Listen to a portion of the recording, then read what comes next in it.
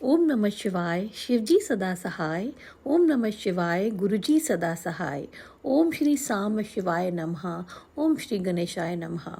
विद्वेश्वर संहिता अथ तृतीय अध्याय, साध्य साधन आदि का विचार। व्यास जी बोले, सूत जी का यह वचन सुनकर वे सब महर्षि बोले, अब आप हमें वेदांत के सार स्वरूप अद्भुत शिव पुराण को सुनाइए। मुनियों का यह वचन सुन के अतिशय प्रसन्न हो वे सूत जी शंकर जी का स्मरण करते हुए उन श्रेष्ठ मुनियों से कहने लगे।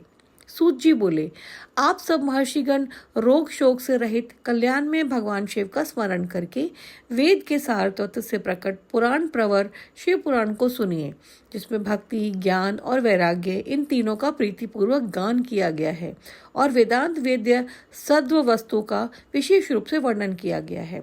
हे ऋषिगण, आप लोग वेद के सारभूत पुराण को सुने।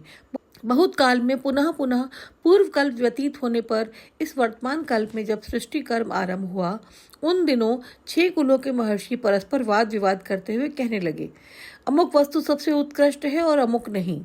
उनके इस विवाद ने अत्यंत महान रूप धारण कर लिया। तब वे सबके सब अपनी शंका समाधान के लिए सृष्टिकर्ता विनाशी ब्रह्मा जी के पास गए और हाथ जोड़कर विनय भरी वाणी में बोले, हे प्रभु, आप संपूर्ण जगत का धारण पोषण करने वाले हैं तथा समस्त कारणों के भी कारण हैं। हम ये जानना चाहते हैं कि संपूर्ण तत्वों से परे परात्पर पुराण पुरुष कौन है।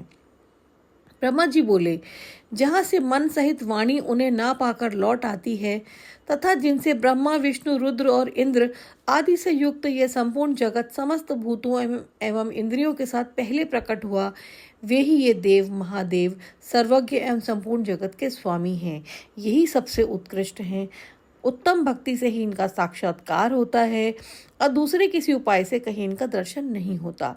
रुद्र, हरि, हर तथा अन्य देवेश्वर सदा उत्तम भक्तिभाव से उनका नित्य दर्शन करना चाहते हैं। अधिक कहने की क्या आवश्यकता। भगवान शिव में भक्ति होने से मनुष्य संसार बंधन से मुक्त हो जाता है। देवताओं की कृपा प्रसाद से उनमें भक्ति होती है और भक्ति से देवता का कृपा प्रसाद प्राप्त होता है। ठीक उसी तरह जैसे यहाँ अंकुर से बीज और बीज से अंकुर उत्पन्न होता है। इसलिए हे द्विजों, आप लोग भगवान शंकर का कृपा प्रसाद प्राप्त करने के लिए भूतल पर जाकर वहां सहस्र वर्षों तक चलने वाला एक विशाल यज्ञ का आयोजन करें। इन यज्ञपति भगवान शिव की कृपा से वेदोक्त विद्या के सारभूत साध्य साधन का ज्ञान होता है। मुनिगण बोले, हे भगवान, परम साध्य क्या है और उसका परम साधन क्या है, उसका साधक कैसा होता है, ये सभी बातें यथार्थ रूप से कहें। ब्रह्मा जी बोले, शिव पद की प्राप्ति ही साध्य है, उनकी सेवा ही साधन है तथा उनके प्रसाद से जो नित्य नैमित्तिक आदि फलों की ओर से निष्प्रह होता है वही साधक है। वेदोक्त कर्म का अनुष्ठान करके उसके महान फल को भगवान शिव के चरणों में समर्पित कर देना ही परमेश्वर पद की प्राप्ति है। वही सालोक्य आदि के क्रम से प्राप्त होने वाली मुक्ति है। उन पुरुषों की भक्ति के अनुसार उन सबको उत्कृष्ट फल की प्राप्ति होती है। उस भक्ति के साधन अनेक प्रकार के हैं, जिनका प्रतिपादन साक्षात महेश्वर ने ही किया है। उसे संक्षिप्त करके मैं सारभूत साधन को बता रहा हूँ। कान से भगवान के नाम, गुण और लीलाओं का श्रवण, वाणी द्वारा कीर्तन तथा मन के द्वारा उनका मनन, इन तीनों को महान साधन कहा गया है। तात्पर्य ये है कि महेश्वर का श्रवण, कीर्तन और मनन करना चाहिए। यह श्रुति का वाक्य हम सबके लिए प्रमाणभूत है। संपूर्ण मनोरथों की सिद्धि में लगे हुए आप लोग इसी साधन से परम माध्यम को प्राप्त हों। लोग प्रत्यक्ष वस्तु को नेत्र से देखकर उसमें प्रवृत्त होते हैं, परंतु जिस वस्तु का कहीं भी प्रत्यक्ष दर्शन नहीं होता, उसे श्रवण इंद्रियों द्वारा जान सुनकर मनुष्य उसकी प्राप्ति के लिए चेष्टा करता है। अतः पहला साधन श्रवण है। उसके द्वारा गुरु के मुख से तत्व को सुनकर बुद्धिशाली विद्वान पुरुष अन्य साधन, कीर्तन एवं मनन की सिद्धि करें।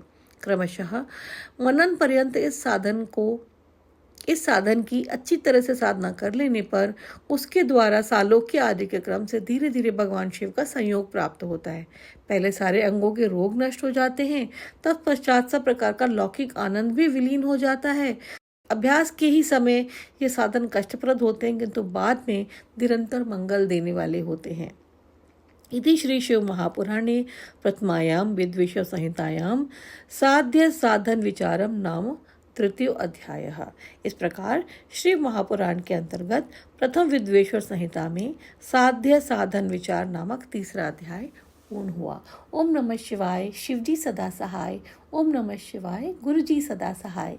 इस अध्याय में कहा गया है जिस प्रकार बीज से अंकुर और अंकुर से बीज उत्पन्न होता है, उसी प्रकार साधना से साध्य और साध्य से साधन उत्पन्न होता है। इस अध्याय में कहा गया है कि शिव पुराण के श्रवण मात्र से आपकी इंद्रियां शुद्ध होने लगती हैं। सबसे पहले रोग शांत होते हैं और उसके बाद मानसिक और चित्त की वृद्धि होती है। अतः सभी ध्यान लगा के श्रवण करें।